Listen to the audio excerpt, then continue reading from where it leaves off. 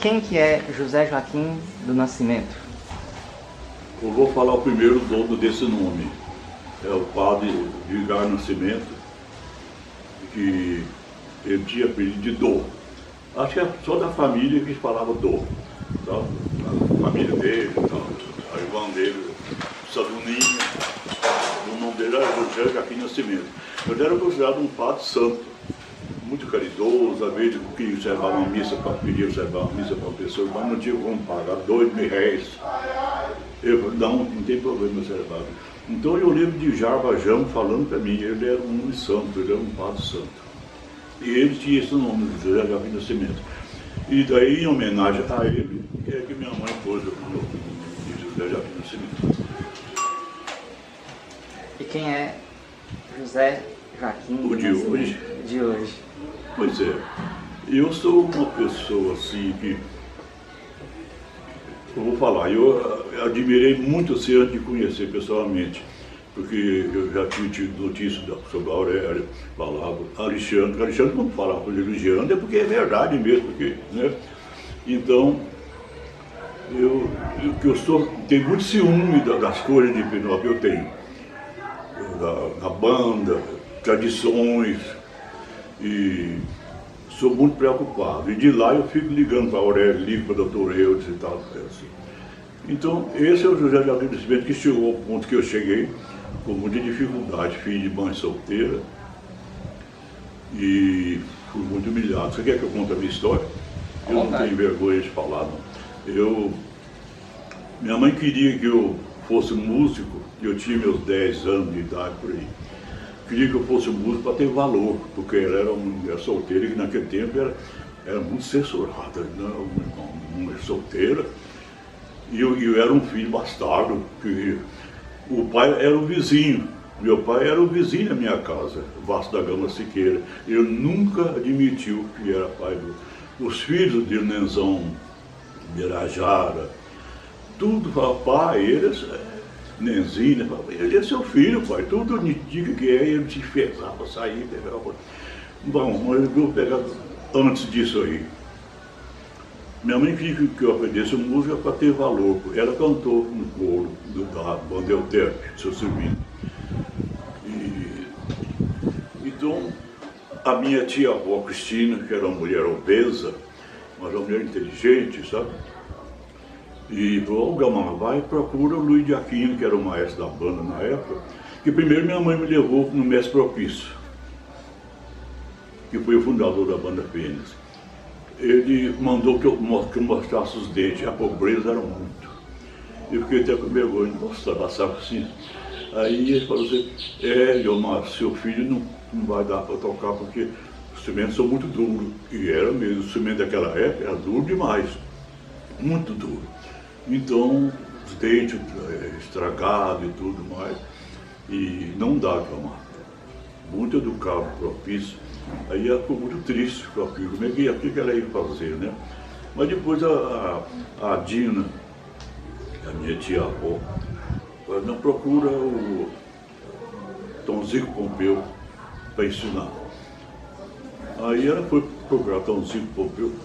Primeiro ela procurou Luiz de Aquino, que era o maestro na época. Estava sucedendo o Propício, né, que já tinha falecido. E Propício entregou a banda para ele. Ele ficou com a banda, com o maestro da banda, durante 20 anos. Aí ele falou assim, ó, Guilmar, seu filho não aprende música, não, ele não tem dom. Música precisa ter dom. Ele não tem, como é que ele vai aprender música? E zombou dela, deu aquela sorriso. Ele era um zombeteiro mesmo. Aí mamãe saiu de lá chorando até, porque ficou humilhada por causa disso. Aí me levou para Gedeão. Gedeão falou assim, Guilmar, eu sei, mas eu não sei ensinar. Ensinar já é um outro dom. Bom, tá certo. Aí a Dina falou, vai para o Tomzico Pompeu. Tomzico Pompeu falou assim, eu não tenho tempo, mas ele não fazia nada. Ele era um aposentado e tal, ele não quis me ensinar. Então passou. Irmão da Conceição também era outro que podia me ensinar. Mas ele não tinha tempo mesmo, ele dava aula de alfabetização, essas coisas. E durante o dia, para as pessoas que não trabalhavam. E à noite, para os que trabalhavam durante o dia, à noite, dava aula para eles. E eu não tenho tempo de arrumar, senão eu queria dar. E depois me deu uma arte. A arte é o primeiro estudo da música escrita à mão.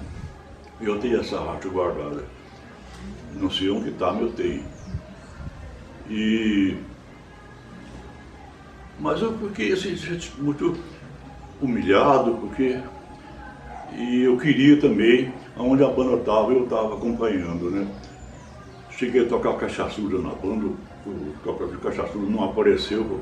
Pega essa caixa, a irmã falou, pega a caixa aí, José. Eu peguei para tocar cachaçuda, mas estava errando muito. O Vitorino falou, você está tocando errado, largava o bombardinho para me corrigir. E eu fui humilhado demais, muito. Aí na quarta-feira era tradição, a banda ensaiava 1h, às 13 horas, na casa do Luiz de Aquino. As marchas de procissão do Seu Morto. Na quinta e na sexta também, tudo às 13 horas. Na quarta-feira eu procurei, eu não tinha me dado uma trompa, sabe, saquezor, muito estragado, cheio de buraco e tudo, eu dei tampão com cera, sabe. Mas aí eu queria tocar na procissão do Seu Morto amanhã, eu queria participar do ensaio, amanhã que é quinta-feira, para sexta-feira eu participar da procissão. E o Jaquim falou assim, por que você não sabe música, não pode participar? Não, você não sabe música. E falou assim de um modo assim, agressivo e zombando de mim, que estava na presença de outras pessoas, de outros músicos. Aí eu falei, criei coragem, eu era muito humilde. Era, né? E dessas pessoas, né? E aquela humildade, de tanto ser humilhado, a gente fica, né, humilhado. Então, eu falei, mas acontece que Pedro Valerta aí também, ele não lê partitura. Taú não lê partitura. E tá aí na banda, Augusto Cabral também tá aí e não lê partitura. Por que eu não posso também, né?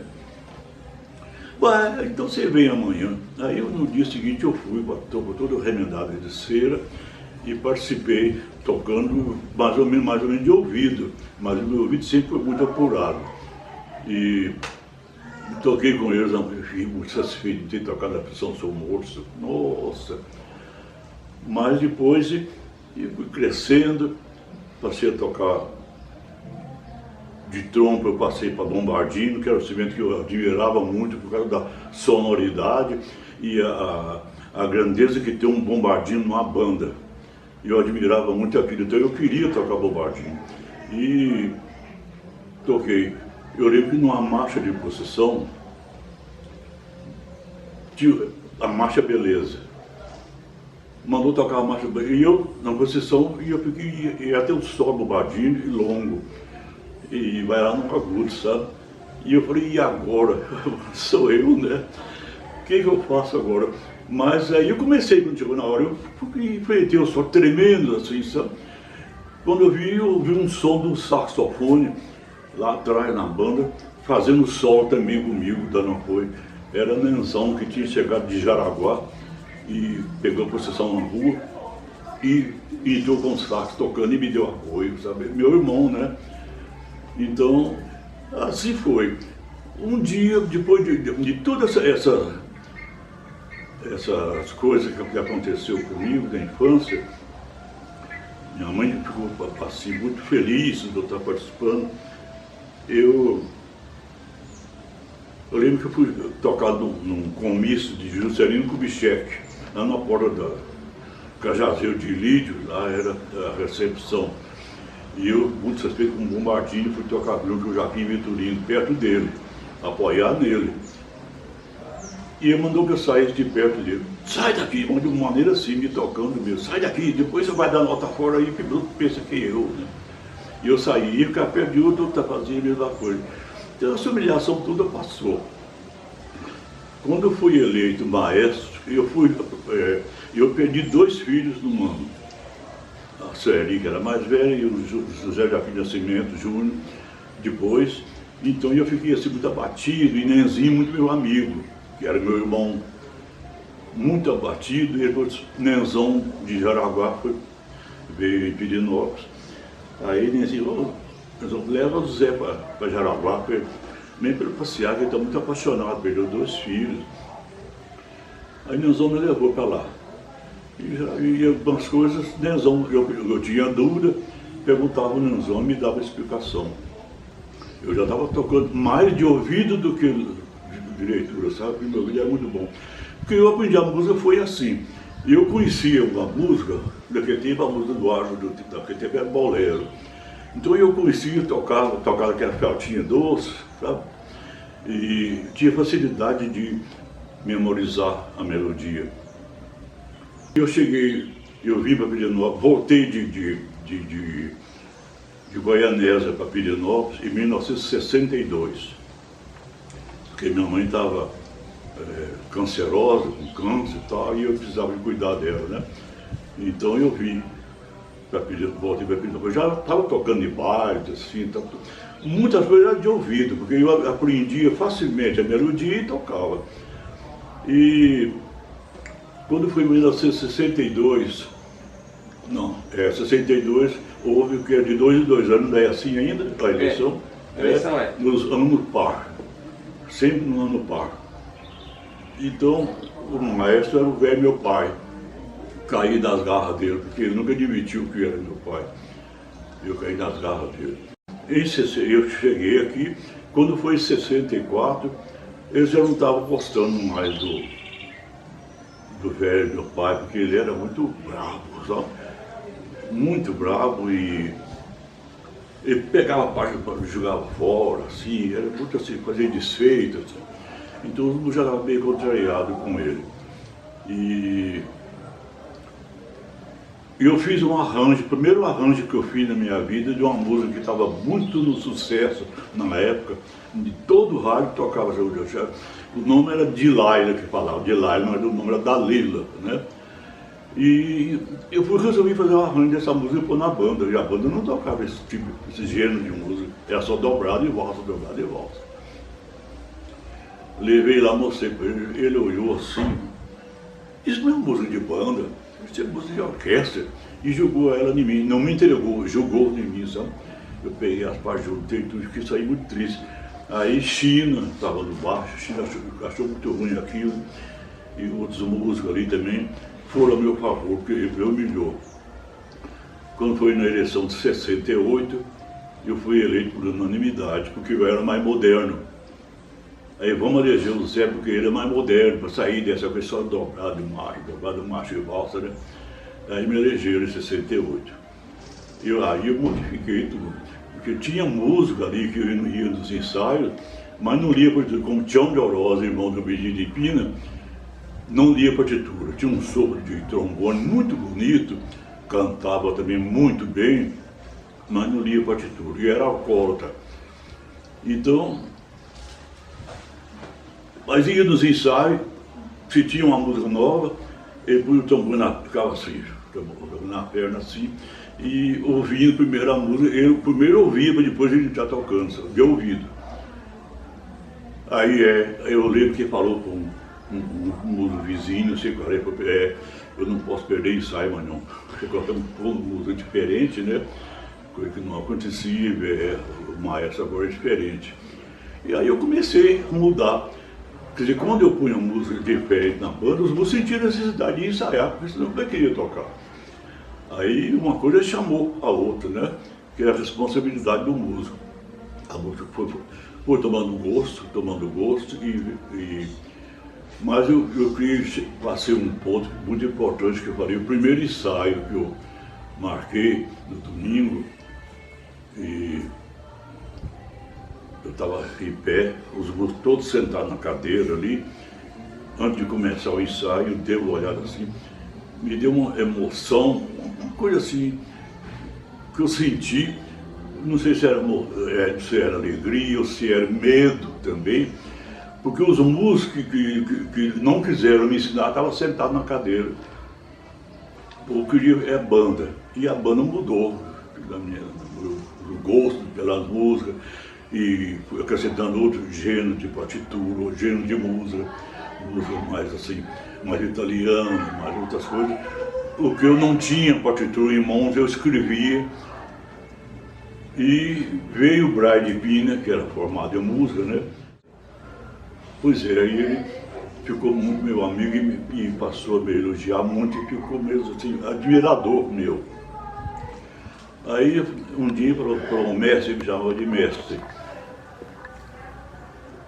Ele cantou com a minha escrita, sabe, de partitura, que parecia que era impressa, que caprichoso, eu sempre fui muito caprichoso, a minha assinatura, tudo isso em mim era muito perfeito. Eu sempre fui assim, muito exigente comigo mesmo, né? Em qualidade de ortografia, essas coisas todas. Estudo eu não tive, estudei até terceiro ano só. Mas o Brás falou assim, ô mestre, vamos olhar o arquivo da banda Fênix aqui, vamos virar o baú, o conto de árvore, ver do fundo para ver o que tem de novidade aí. E encontramos uma parte do Concerto do Sapo. O Concerto do Sapo aqui, que até então nós, na nossa mente, ele tinha sido destruído pelo Tonico do Padre. Porque ele escreveu, você foi sair de tarde para poder fazer da janta, ia lá para a Ponte do Carmo, sentava na pedra para escutar o sapo cantar, e ali deu inspiração nele para fazer uma sinfonia do sapo.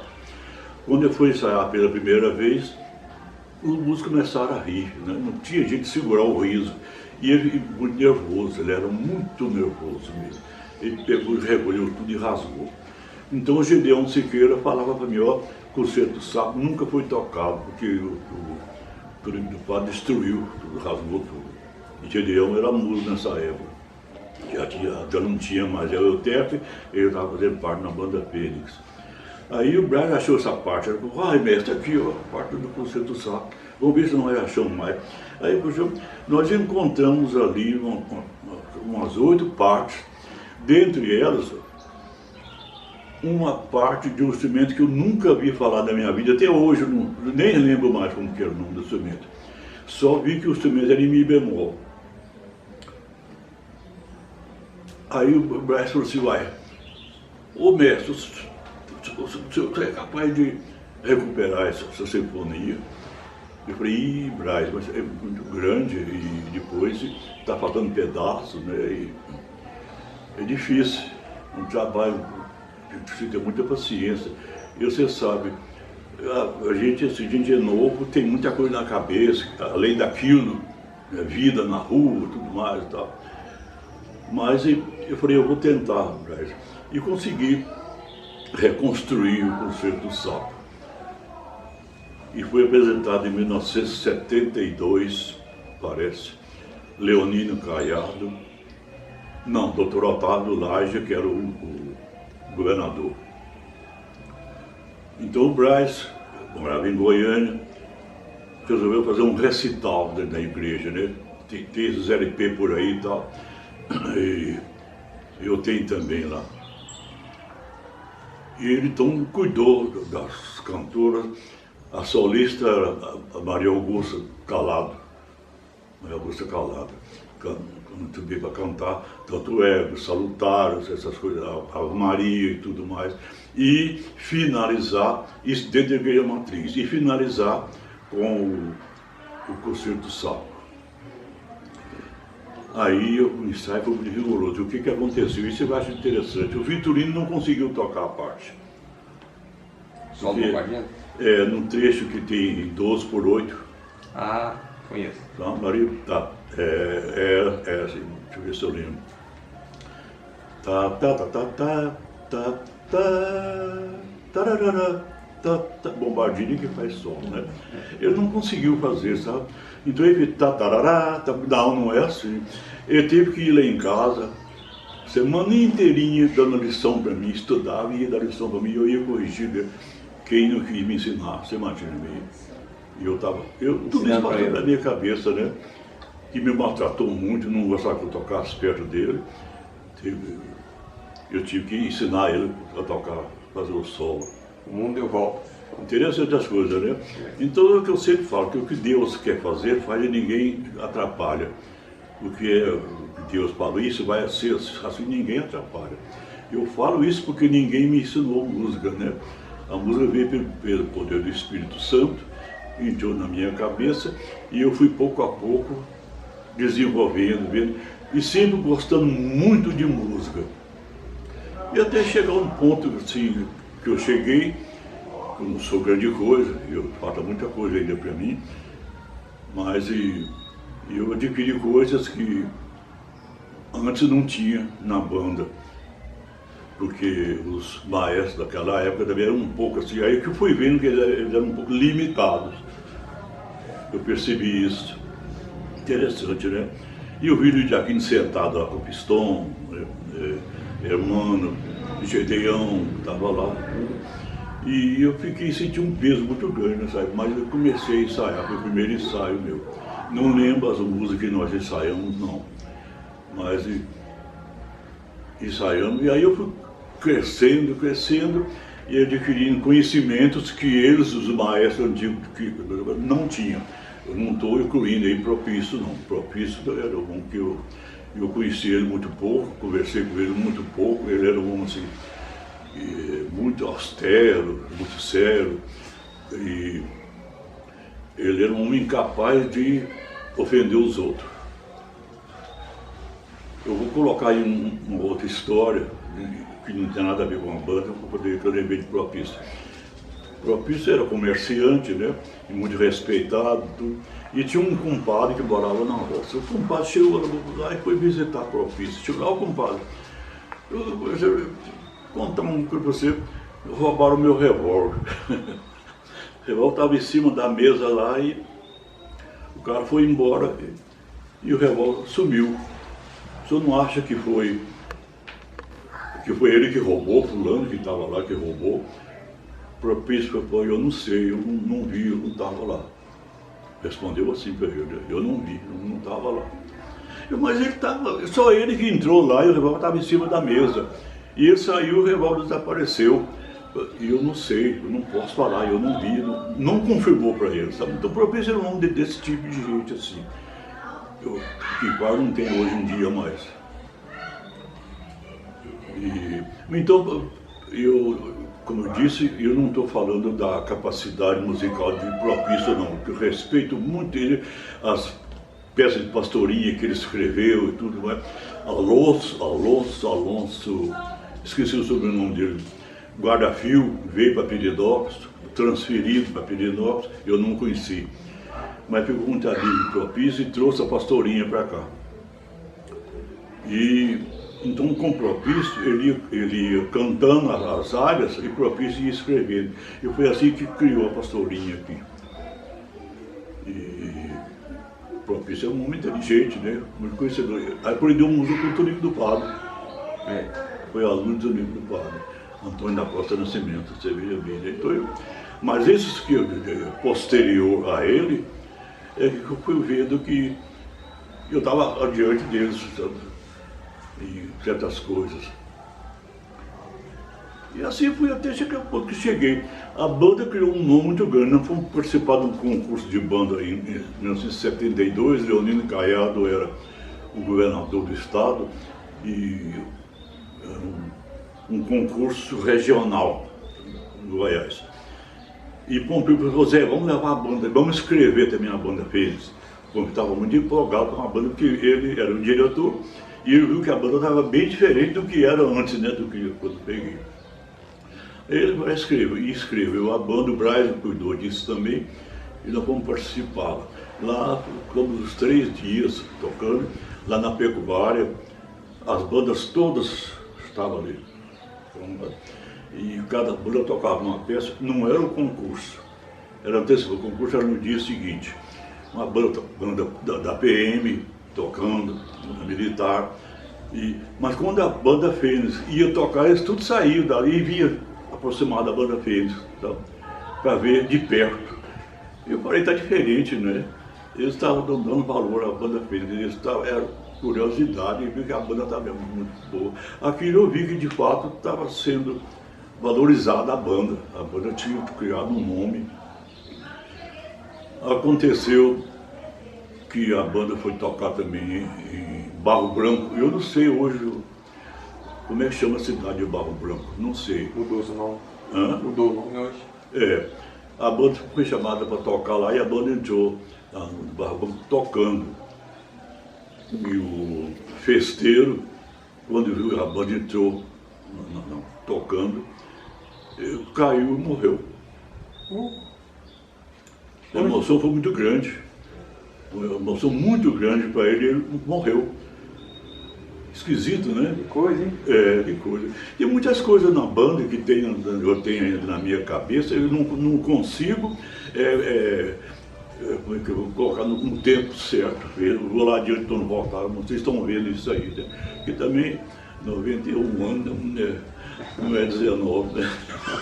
Não é o contrário, né, É, pois é. O que você quer perguntar? Mas conta mais aí sobre o concurso aí, como é que foi lá, quantas bandas tinham? No concurso de Tiziano era o primeiro pistão e era bom. O melhor pistão que já tocou comigo, de Tiziano. Então nós era um desterro, que era um tocado que todo mundo tinha medo, os músicos, tudo tinha medo, os músicos do passado. Por ser um tocado muito difícil, né? Mas eu sempre assim, gostei de enfrentar a dificuldade, eu sempre gostei disso. Levei o desterro, o Luiz de Aquino andou falando, o Espompeu da Beira do Pró, o desterro não é muito dobrado de tocar assim não, essa banda não toca desterro não. Eu levei o desterro e encerrei, eram 3 músicas, uma era a Ina Bandeira, que nós não tinha partitura, foi eu que fiz a partitura para tocar o Ina Bandeira. E um dobrado difícil que seria o desterro, né? E uma outra música de autor goiano, que foi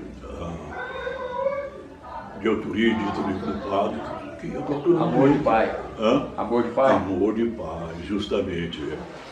Mas, por final, nós encerramos a... E tinha muitas bandas, né? Bandas do estado todo que foram participar do concurso? Como assim? Tinha outras bandas participando? Tudo, multidão imensa lá. Muitas bandas? Muita gente. E primeiro foi as bandas profissionais, né? E depois as bandas de amadores. Da banda de amadores tinha banda até de Carmo, que ela acabou a banda, o maestro era um velhinho e ele morreu logo depois disso. E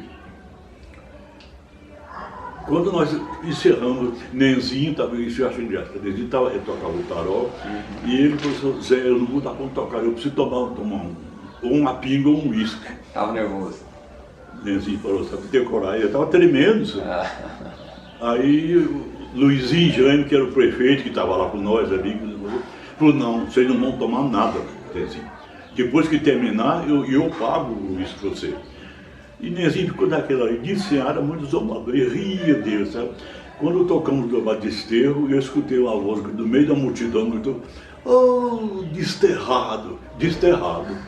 Não foi desterro que falou. Desterrado, gente, lá no meio da multidão, sabe? O aplauso, tá falando, há muitos anos não escutava esse dobrado. Depois, mais tarde, que eu fui saber que aqui gritou esse nome desterrado lá, era o Natal de Castro de Jaraguá. A banda de Jaraguá não participou, porque era uma banda muito michuruca, não tinha condição de ir mesmo. Mas ganhamos o concurso. Ganharam o concurso. Prêmio de 2.000 cruzeiros que já ganhamos. Agora eu não sei, não recebemos até hoje. Até hoje não, né? Ganhou só o troféu, mas o dinheiro mesmo. Normal. O dinheiro mesmo veio. O dinheiro mesmo nada, né? Nunca recebemos. Mas eu falei para o Ronaldo Caiado, quando ele esteve aqui na festa de vinho, eu levei a banda, seu irmão era meu governador, eu ganhei o prêmio, mas não recebi, seu irmão não pagou, não. Lá no teatro eu falei para ele, da pastoria, sabe? Ele deu um sorriso assim e saiu de perto. Mas esse é o José Joaquim do Nascimento. Seu Zé, me conta também como é que foi a chegada aqui em Pirenópolis. O senhor contou essa história uma vez, eu achei interessante que o pessoal de Pirenópolis estava sabendo. O senhor veio de noite, depois do concurso, como é que veio, o senhor lembra? Do concurso para Pirenópolis? Depois que chegou aqui. Quando chegamos a Cruz das Almas, era fora da cidade. Hoje lá tudo é morador, né? Tem aquela arcada, aquele teatro que era ali. Ali tinha um cabaré também ali e tal. E antes de chegar nisso aí, um corpo ali, como é que chama, gente? Ali, Ele era coletor estadual, que veio de fora para Pirenópolis e ficou fã da banda. Ele mandou parar o ônibus, subiu para olha a banda descer e entrar tocando. E eu falei, uai, mas que escuridão assim, né? Mas tá escuro. Aí eu falei, não, a banda vai entrar tocando. A gente tá esperando. Dentro da cidade. É. E nós descemos, enfileiramos lá, e nós já estávamos enfileirando, já tinha essa disciplina, né? Uniforme, tudo uniformizadinho, beleza? E nós começamos a tocar o dobrado que foi tocado lá, que era o desterro. Descemos tocando, quando chegamos tinha uma multidão imensa na estrada, tá? De um lado e de outro, esperando a banda e batendo palma, uma coisa assim nunca vista. Então e vimos parar no Largo da Matriz ali aqui a praça ali, nós paramos e uma multidão de gente ali, sabe? Minha mãe estava lá. Ó. Ela veio, correu, me abraçou, sabe? Porque era o sonho dela que eu fosse músico, mas ela não pensava em ser maestro, né? Isso para ela foi uma coisa muito grande. E aí ali ficou, deixa eu ver o seu recordo. O Luizinho Jame falou assim, ó, amanhã, tal dia, no Grêmio, o Grêmio Recreativo era o clube de Pirenópolis. Então, nós vamos fazer uma apresentação, a banda vai fazer uma apresentação das músicas que tocou, que ganhou o concurso lá, e o povo está convidado aí para assistir. No dia seguinte, gente lá, cheio, sabe? A banda entrou para tocar, tocamos então as músicas que foram tocadas lá no concurso. O pessoal de Pirenópolis tem. Eu tive muitas vitórias com a banda, muitas vitórias mesmo. Mas e a gente tem muito de sabor, né? Porque a gente, você sabe, uma pessoa que eu toda a vida fui muito exigente, muito perfeccionista, muito perfeccionista. Então aquilo me fazia sofrer com a falta de perfeição, né? Um músico novato que estava ali, não conseguia dividir direito a key alta, a key alta era sincopada, transformava em key alta, essas coisas assim, que um músico novo não sabe bem a diferença, né? Então muito exigente, e fui aperfeiçoando tudo. E aperfeiçoei e consegui uma banda bem de boa qualidade, a prova está o resultado, né? Aí criou lá em Jaraguá um coisa em 1980, queria que eu fosse para lá, o prefeito era o Dr. Inho, queria que eu fosse para lá para poder reerguer a banda de lá. Mas a banda de lá era muito ruim, poucos que sabiam ler partitura, mas tudo era de ouvido. Aí Pompeu não deixou, Pompeu foi contra. E o doutor Paulo Antônio veio, foi lá no escritório de Pompeu, eu estava lá presente, falou, mas nós queremos o Zé, não vamos tomar ele de Pirenópolis, não, nós precisamos de ir lá para poder melhorar a banda de Jaraguá. Erguer a banda. Porque o prefeito, doutor Inho, deu um cargo na prefeitura para o doutor Paulo, eu aceito com essa condição de trazer o Zé para ele restaurar a banda. Eu não sei se a palavra é restaurar, porque nunca foi boa, então não é restaurar, né? É melhorar a banda. E assim eu fui lá em 1981, depois da briga de Pompeu com o doutor Paulo, dentro do escritório, uma briga feia, sabe? Briga feia mesmo. E eu lá quieto, sem saber o que lá, que horrível. Aí, em 81, no dia 31 de agosto, eu cheguei lá em Jaraguá. O doutor Paulo pegou, me levou lá no gabinete do prefeito, doutor Inho, o Zé está aqui, me fizeram um salário muito bom naquela época, sabe? De 5 mil reais por mês, eu nunca ganhei um salário desse daqui. Eu ganhava aqui da prefeitura, era coisa de 1.000 e poucos reais. Não é reais, né? Era cruzeiro. Então, o doutor Inho, então, deu toda a força. Falou, você tem autoridade para fazer o que você achar que está certo. Mas vou avisar para você que nessa banda tem muito mau elemento.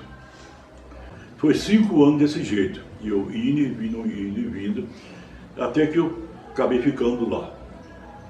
Aí eu tive mais condição de mudar as coisas com mais força, porque eu estava vigilante, né? Coisa que essas coisas aconteciam na minha ausência. Era uma indisciplina muito grande, só você ver. E eu lutei muito para poder disciplinar a banda, mas deixei lá uma banda que ficou assim, com orgulho da cidade. A Dona Eli, esposa do Dr. Paulo, falou: não vai dever muito ao seu Zé, porque aqui nunca teve uma banda, era sempre uma charanga que tocava na rua e sem uniforme, tudo bêbado, tudo bêbado. No dia de Santa Cecília, em novembro, eles faziam alvorada e passavam o dia tocando na casa de um músico, de outro. E eu não participava, nunca participei. Mas eles faziam isso, sabe?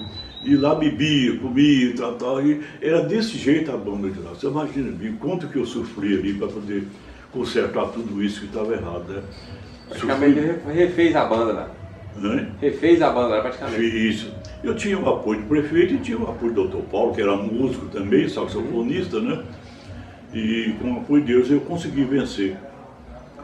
Assim como diz no enterro de Sebastião Brandão, que foi bobaginista da banda, no enterro dele a banda estava tocando, e chegamos na porta da matriz, o enterro entrou, o corpo, e na porta eu falei: quando sair nós vamos tocar a marcha número 10.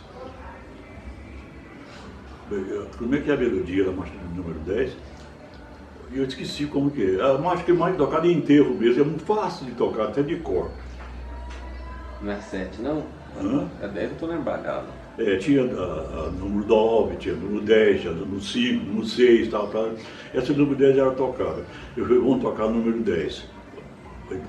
Assim. O Zé Inácio, que estava lá no saco, ele já tocava com um pacote assim de partitura, sabe? Porque ele não conseguia decorar nada. Igual o China também no baixo, também tinha um arquivo imenso. Quando ia tocar, eu espera aí, eu tinha que procurar para poder tocar. Ele não decorava. Não tinha ouvido, né? Tendo ouvido não decora mesmo. Aí procurou, e eu já estava saindo de lá da Igreja Matriz. Dizer, nós procurando, não achei, só tinha número 9. Aí uma médica falou: então você toca uma nota abaixo. Ele rezou com uma médica, porque era o número dele, eu só tinha o número 9, então você toca uma nota abaixo. Engraçado isso, né? Uma médica muito espirituosa. E ele rezou com isso. Sabe? A banda de música tem muitas historinhas interessantes aqui. Como nós fomos tocar em Gurupi, e o telefone estava começando, tá? E na volta, paramos num lugar da beira de estrada para tomar água, e ali tinha um barzinho, e na esquina do bar assim, tinha um telefone lá instalado lá. E ficamos descansamos um pouco ali, que é muito longe a viagem, muito cansativa. E o músico ia lá para poder telefonar para quem, eles não sabiam nem para quem, só para poder falar no telefone. E Bedide Pina ficou muito curioso, né? Falou: eu vou lá ver isso lá. Foi lá, pegou o telefone, e Zé Dio que saiu, deu uma volta para o outro lado e chegou lá na esquina, e Bedide com o telefone aqui: seu Bedito, o senhor é um homem bonito. O senhor é um homem inteligente, o senhor está muito bem, o senhor tem uma aparência muito bonita, seu Bedito. Aí ele falou: uai, é que o telefone fala mesmo, né? E ela Zé Dico escondida lá. Pois é, ele morreu sem saber que Zé Dico tinha feito isso com ele. Os que tocavam. Eu tinha sabido, minha mãe cantava no coro da Euterpe, né? E falava no Lalau, aqueles músicos, o seu Silvino, que era o maestro, tudo. Mas eu só sei que tem uma história aí do Gado que eu contei para você, né, do Daló. Vou contar ela então. Pode contar? Pode. Lá na igreja do Rosário, antes de ser demolida, tal, tinha lá o São Benedito e o Senhor do Rosário, por som de luminária, aquelas estacas enfincadas no chão, cortava assim em cruz, ia laranja da terra, punha azeite, pavio, poder iluminar. Era muito comum isso. E a banda estava. E uma banda, eu não sei qual das bandas que tocou primeiro, tocou o Dobrado da Ló. A outra banda logo terminou, tocou também o Dobrado, e uma tocou melhor, eu não sei qual delas que foi. E o povo manifestou, né, que uma tocou melhor que a outra. Olha, virou uma briga, arrancaram luminária e investiram na outra banda de pancada, sabe? A luminária caiu tudo no chão e as estacas arrancadas, foi pancadaria que só você viu. Uma banda contra a outra. Esse do Dobrado da Ló tá no arquivo da banda. Tá no arquivo você da já viu ele? Não, ele ainda não. Não, né? Pois é, tem ele lá. E eu depois passado ele ficou na história esse Dobrado da Ló. Porque o Propício arquivou ele para nunca mais tocar, ele nunca mais tocou mesmo. Eu, quando era maestro, tive interesse de conhecer ele. Eu olhei as partituras assim, não achei muito. Nem cheguei a pôr para ensaiar, não. Não achei interessante, não, sabe? Mas a música mudou muito a qualidade depois. Né? O dobrado antigo tem muito dobrado bonito. Tem muito dobrado bonito antigo. Tem misterioso, tem outros mais. Mas a qualidade hoje das músicas é muito mais diferente, é até mais difícil, né? Os arranjos parece estar mais bem feitos. Exige mais capacidade do músico para tocar, né? É verdade. E sua mãe cantava, ela já comentou quais músicas ela cantava quando cantava na Euterpe? Ela cantava no coro da banda Euterpe, né? Porque era uma política muito grande das duas bandas. Quando tinha novena e tal, Lalau, que era filho próprio do seu Servino, e ficava debaixo do coro para ouvir se tinha alguma música, novidade ali em cima, e ele escrevia, sabe? Ele gravava na mente e chegava em casa ele escrevia. A outra banda não tinha no repertório, ele copiava. Hã? A outra banda não tinha no repertório, copiava a música. Então mudava o nome da música para o outro não saber que música que era. É. Como tem o Dobrado que ficou com dois nomes, como o Dobrado Espírito Santo, né? E o Cruzeiro, né? Ficou com dois nomes. E outros Dobrados aí tem nome diferente. É por isso que aconteceu, como o menino aí pesquisou, eu acho que por consequência disso, a marcha número 5 lá na Itália tem outro nome, a número 6, por causa disso, né? Bem provável. Com a morte do Propício, então, quem assumiu? Propício, antes de falecer, ele conheceu que ia morrer e entregou para Luiz de Aquino, que era competente para suceder ele. Era um grande compositor, deixou muitas composições, né, que eu gosto muito, como Minha Esperança e outras valsas mais que ele deixou. E ele tinha muito gosto para compor aquele choro. Já é hora. Já é a hora, né? Só que esse choro nunca pôde ser tocado, porque os trombones da época não tinham. Ele mesmo não conseguia tocar ele. Eu nunca consegui tocar esse choro. Fiz e não consegui tocar. De fato é difícil. Eu mesmo tentei também no trombone, não tinha. Era difícil e eu não tinha. Uma hora eu tocava bem, outra hora eu não tocava, eu não conseguia. Isso aí, pois é. Aí o que veio na minha cabeça? Me veio a ideia de partir sem alterar a melodia, botar dois trombones, né? Um fazia no tempo e outro no contratempo. Aí o choro pôde ser tocado pela banda Fênix, né? E daí, graças a isso. Foi você que falou para mim, quando você pegou, você falou, eu não sabia que podia fazer isso, foi você mesmo. Não foi? Eu não lembro. Você falou, eu não sabia que podia fazer isso, eu tirei de um trombone, fiz dois trombones. Fiz dois trombones. A banda apresentou ele da forma que o senhor fez. Ficou bom. A dúvida nós temos é porque tem algumas partes que o pessoal fala que Tom Zico também regeu o coral. Então isso aí que... porque nunca foi... Pelo menos não tem historicamente que ele foi o maestro da banda, né? Quem? O Tom Zico. O Tom Zico? Agora eu entendi a sua pergunta. O Tom Zico ficou, mas é por isso, porque os padres americanos que vieram para cá, eles compraram a paróquia, né? O lugar por um certo tempo. E não aceitaram, agora não pode tocar. Aí Propício, o Tom Zico comprou, mas que pecado que tem um trombone, né? Não pode instrumento solo. Mas não podia, né? Então eu só aceitava se fosse uma orquestra com violino, de corda e tudo mais. Como ele criou então uma orquestra com Bidor no Rebecão, Sebastião Brandão no cello, Alaor e Ita, né? Ele ensinou Alaor e depois ensinou a Ita. e fez aquela orquestra de flauta podia, né? Ah, tá. Mas trombone? Nem o É pistão. o trombone que levou a culpa, né? Pra você ver, né? Pois é.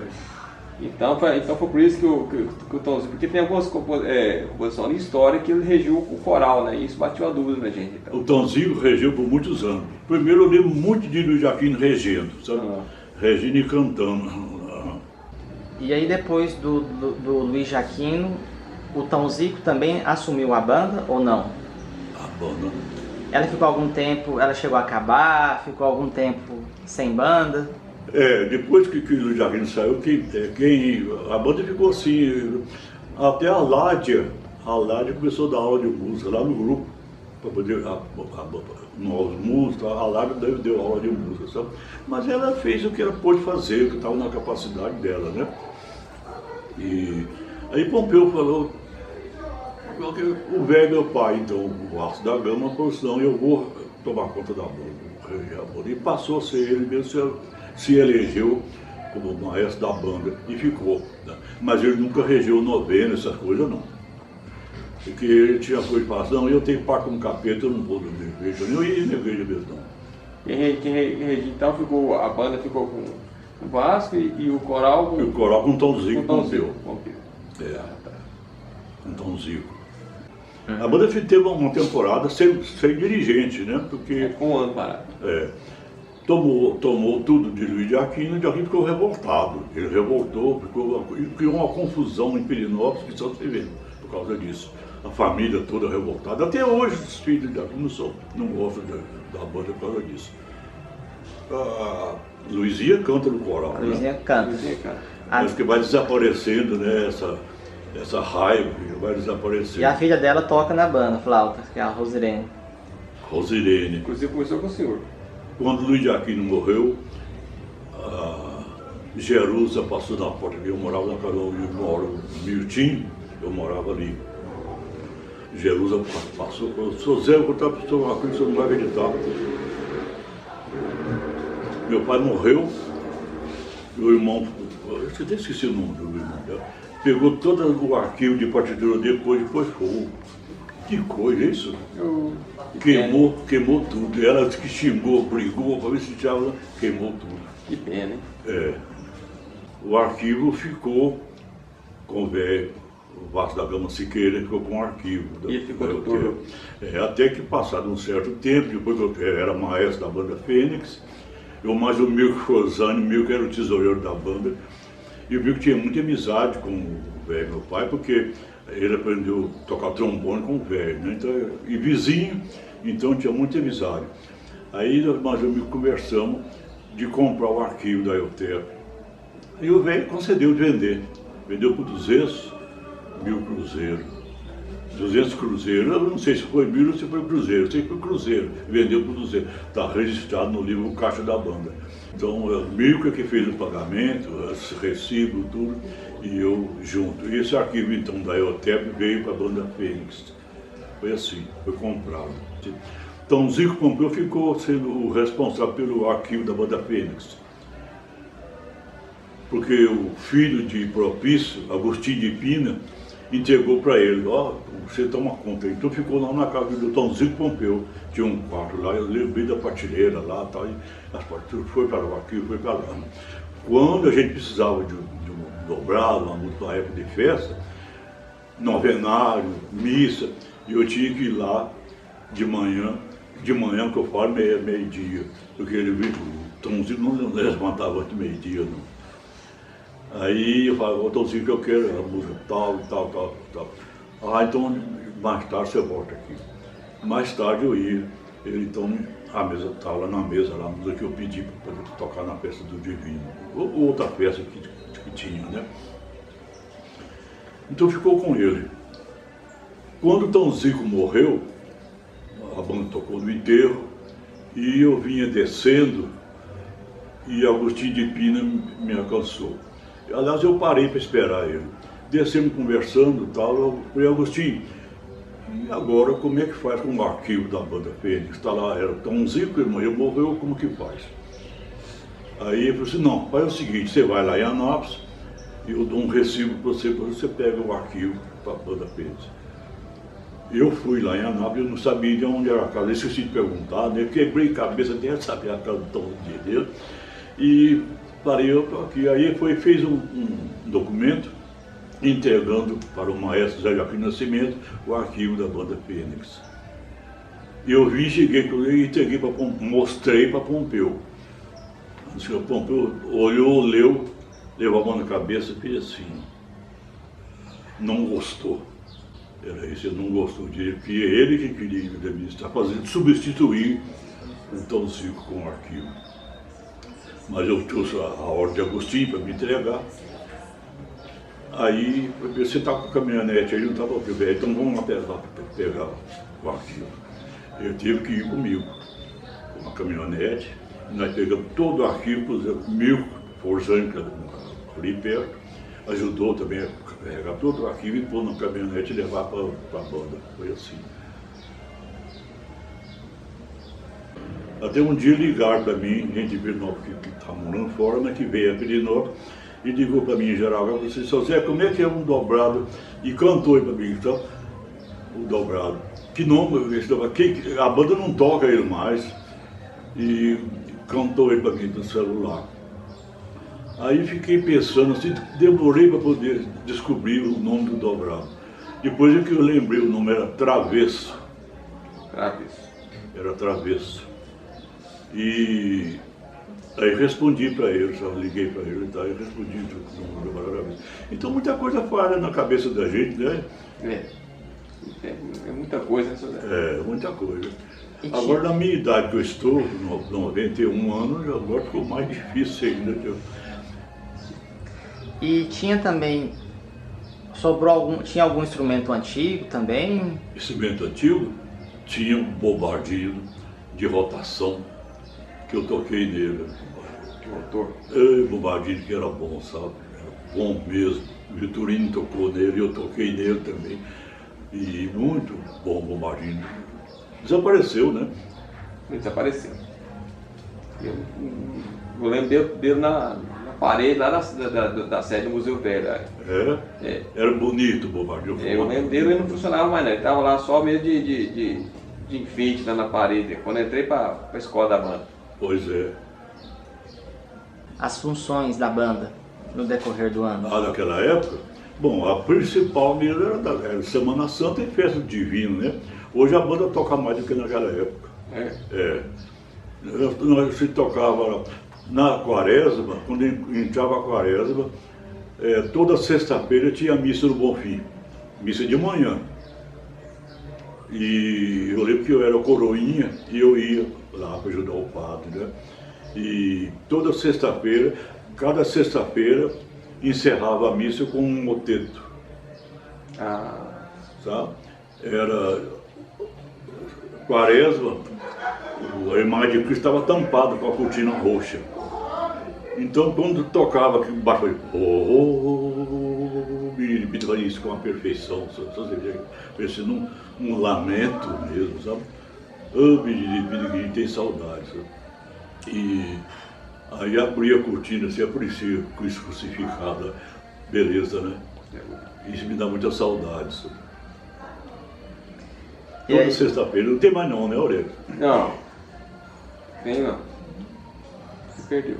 Hoje faz só os motetos de passe na festa de passe, né? Tocava na Semana Santa, na festa do Divino, e depois de um certo tempo começaram a pedir também para a banda tocar no hasteamento da bandeira nacional, né? A gente tocava o hino nacional, mas isso já começou no meu tempo. Não, a gente não fazia, não tinha isso. Tocava pouco. Mas tinha ensaio, o ensaio tinha todo domingo. Quer ver? Você falou que você é autodidata, né, de aprender música. Sim. Falou. Isso aí, para mim aprender música foi assim, eu já tinha muito bom ouvido, tocava muitas músicas daquela época, do boleros e tudo mais, tocava de ouvido. E tocava em flautinha, tocava em outros assim. E eu tocava, mas eu não tinha aquela perfeição. Fazia pedido então no correio, a Casa Manon, para mandar para mim a partitura daquela música que eu já conhecia e já tocava de ouvido. Quando havia aí, eu ia acompanhar a escrita com a melodia, que estava igualzinha como estava escrita, mas só depois é que eu ia ver que estava igual. Mas eu via como é que interpretava as notas ali. Se eu for pegar a divisão e tudo. Uma semicolcheia, que a arte que o Emmanuel me deu, falava do valor das notas e tudo mais. Eu tenho essa arte guardada, o valor de cada nota, mas como interpretar eu não sabia, né? Quando vinha então para mim de São Paulo, eles levavam um mês para chegar, eu ficava ansioso, você vendo, né? Aí eu ia ver que como que era escrito, e foi assim que eu fui aprendendo a leitura, sabe? Ajudou muito, e ele não mexia, era comigo que ele fazia, ele tinha muita coisa comigo, ele me admirava, a verdade é essa, sabe? E hoje, agora, nos dias atrás, depois de uns 15 dias, é que Alexandre me contou que Brás falava assim, uma pessoa, um maestro da banda, como o seu Zé, nunca existiu, falou assim, sabe? Falava para eles na família, lá, Alexandre que me contou isso. Porque a música tudo é escrita à mão e era como se fosse impressa, né? Porque eu era muito caprichoso. E eu gostava muito da minha caligrafia, do título, você vê, a minha caligrafia sempre, hoje não passa assim mais, ela não treme, não dá, né? O Emily tem a caligrafia sua. Hã? O Emily tem sua caligrafia. Justamente. As missas que o senhor regeu já? As missas, eu regi, agora vai ser difícil. Lembro daquela honra que eu regi. A missa que você falou que desapareceu, é a missa de Freitas. Eu regi ela mais de uma vez. Tinha orquestração para a banda da missa de Freitas? Tinha sim. Ela ficou cognominada como Missa do Divino. Era só ela que tocava. Né? Pertencia à banda? Ficou como Missa do Divino. E pertence à banda? Era da banda Fênix. Missa Santa Infância? Hã? Missa Santa Infância? Missa Santa Infância também. E a Laô me ajudava também a lembrar de uma missa. O Santinho falava também, a missa estava muito bonita.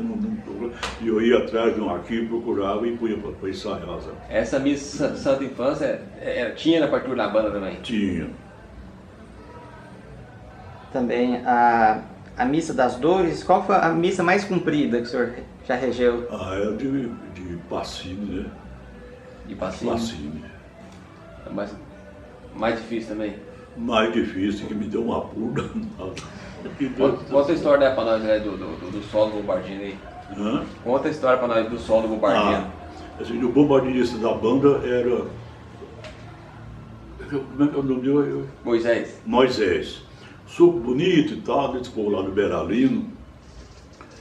E Santinho vivia sempre falando nessa missa de Pacini, sabe? Santinha falava, Irene Dr. Irmão falava também. E um dia eu procurei a missa e achei, encontrei. Aí Santinho ficou muito alegre, falou, vamos cantar ela na festa divina, que era o Dr. João foi imperador. Dr. João foi imperador. Aí nós começamos a ensaiar ela e sabendo que tinha só Bombardino no credo. Mas eu não conhecia. E eu dei a parte para Moisés estudar. Porque dizem que a segunda, que foi tocada duas vezes. Uma vez, a primeira vez com Humberto Brazinho. Humberto Brazinho tocou o Bombardino e disse que tocou muito bem. Eu conheci o Humberto Brazinho, tenho vaga lembrança dele, mas ele tocando não, sabe? Eu não sei. Mas que fez o solo muito bem feito. A segunda vez foi Sebastião Brandão, porque Sebastião Brandão falou, mas o solo é muito difícil. Aí o Propício deu a parte de solo para ele falou, foi lá para as Lajes, lá no Tila, era fora da cidade. Tinha que atravessar um pasto ali, onde ali é casa popular, ali era um pasto.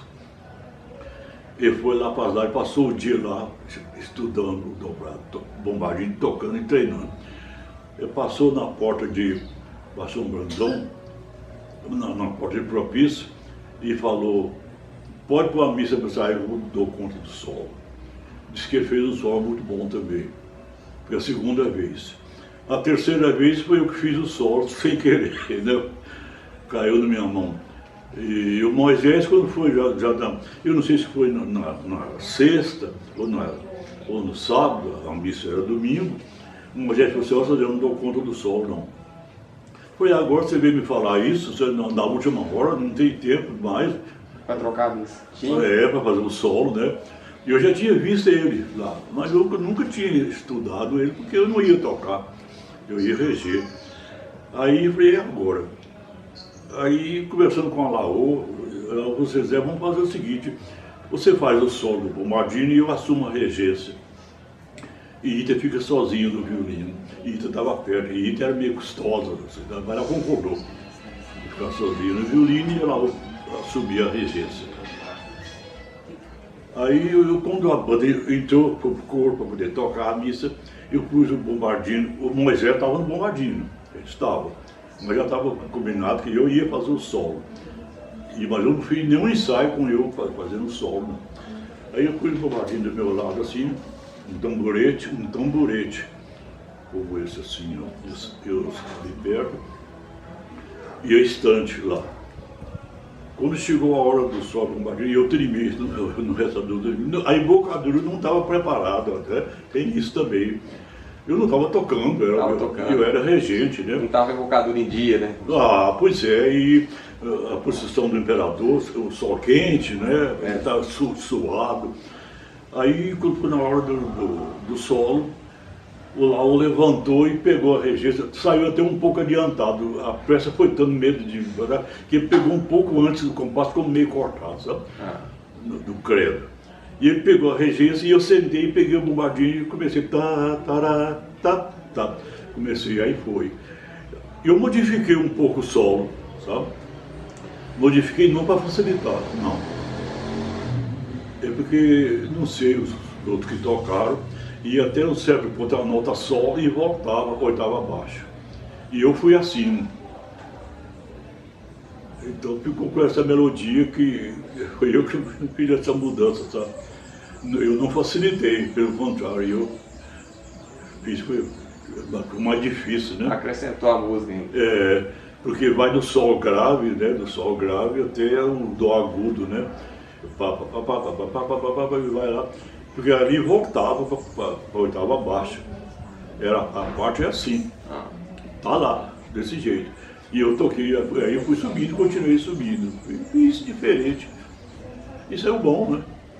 É bom, tem gravação dela, já ouvi. Ficou tem, bom. Né? Pois é. Ficou bom. Quando o senhor regeu a missa, foi com um coro ou 2 coros? Essa missa? Eu não lembro bem, sabe? Eu sei que para poder conseguir é muito aguda a missa, muito aguda, sabe? Eu lembro que as cantoras, Santinha, Angélica, Maria do Caraciaba, e o Dito Zapata, ela morreu agora, né? No começo desse ano, parece. Então começaram a tossir, quando dava tossindo. Falei, agora tem que dar conta, né? Então eu pus um pistão, tinha fulano, Alexandre e outros mais, para tocar com ela no ensaio. Aquelas que não conheciam, que era a cantora mais nova, até que elas aprenderam a voz, primeira voz, segunda voz, terceira voz, né? Já tem 3 vozes, né? Parece que é 3 vozes. 2 coros de 4 vozes. 2 coros de 4 vozes. Isso mesmo, difícil, né? Acaba então que são 8 vozes, né? É verdade, tá vendo? Eu não lembrava disso. Me deu muito trabalho, mas foi apresentada 4 vezes. 2 vezes foi na minha regência. E as outras para trás, a primeira vez foi com o Dr. João, o Dr. João era o imperador, e a segunda vez, eu não lembro quem era o imperador. 84 e 85. Tá. Vi escrito lá. Você lembra? Você sabe disso? Tá. Que coisa isso. Tá indo ao fundo, né?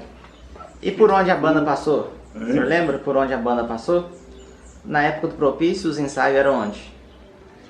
A sede da banda. Existia alguma sede ou o pessoal só Na juntava? época de propício, eu não lembro dos ensaios da banda.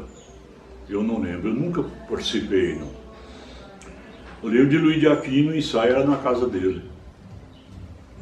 E Depois, quando a banda, Pompeu tomou a banda de Luiz Jaquim, depois na mão do velho Vasco da Gama, Siqueira, aí passou a ensaiar na casa de propício, ali em frente à casa do Dr. Williams, ali, né?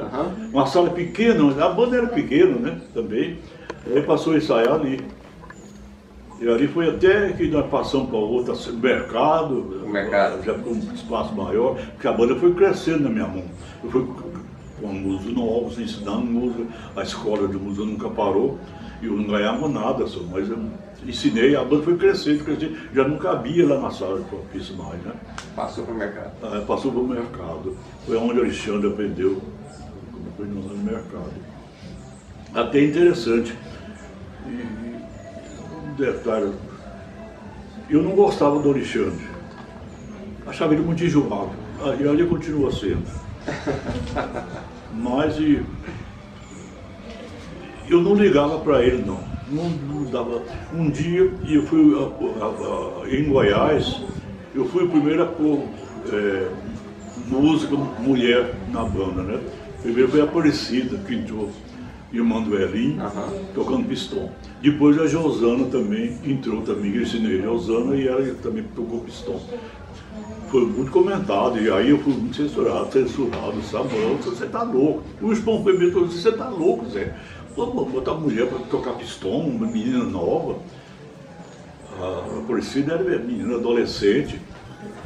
Mas depois o Estado já tinha mulher participando, né? E... Aqui que o senhor foi o pioneiro, então. Pois é, mas eu fui o pioneiro, sim. Mas eu sempre gostei de novidade. Eu sempre fui muito criativo. Eu já falei para você.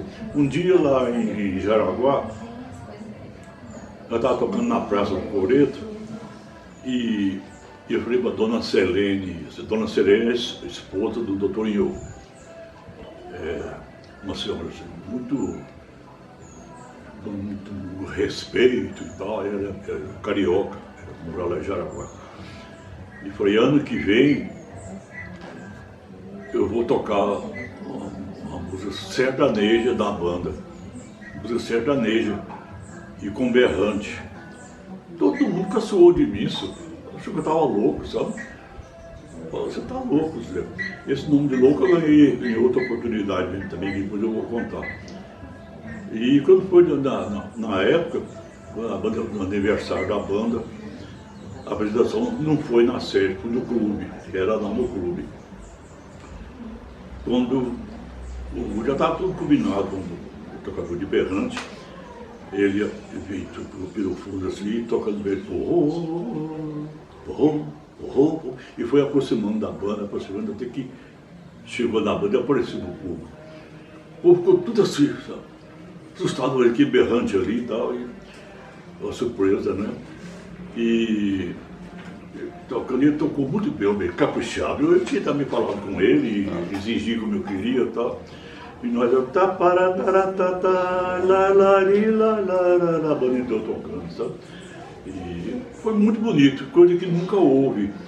E acabou, fez muito sucesso. O Alexandre ficou encantado e nós tínhamos sido convidados para tocar também lá em São Francisco, final de ano, que o prefeito queria fazer uma homenagem aos professores lá e tal, e queria que a banda fosse tocar. Aí o Alexandre falou, olha, o seu Zé com a banda de Jaraguá, até berrante tem, chama ela, e me chamou com a banda para ir. Eu fiz a apresentação lá, levei o berrantista, e o povo gostou demais. Sabe?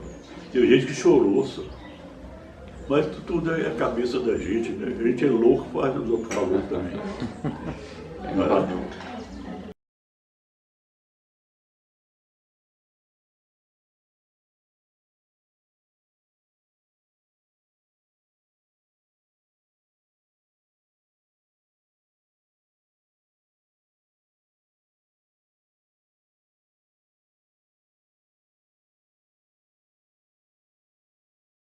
Ele também não tem coragem de criar as coisas, né? Não sei. É ele que sabe, você que sabe, né, Aurélio? De criar as coisas na cabeça assim e você põe em prática. Você tem coragem de criar certas coisas assim? Como a sugestão que eu dei da entrada do cortejo do imperador à igreja com a corneta da marcha grande Marshall. Sim, já tô pensando nessa possibilidade já. Pois é. Foi que nunca houve. É, verdade. Vai começar a você. Vamos ver, né?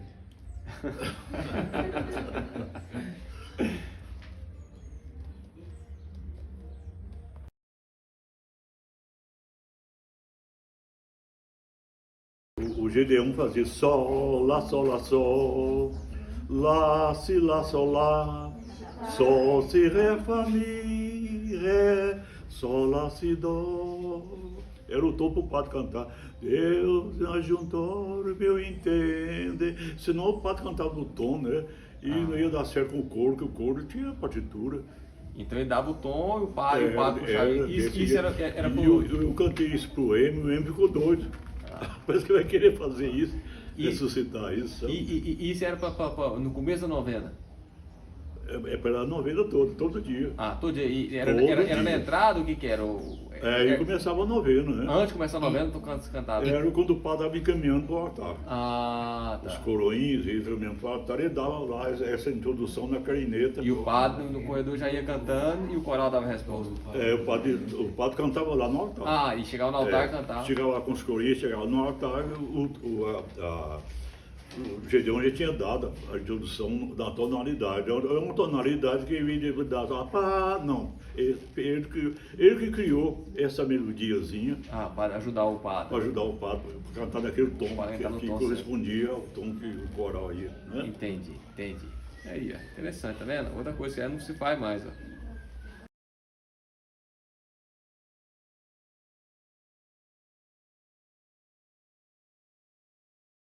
Rosário, o senhor lembra da demolição dele?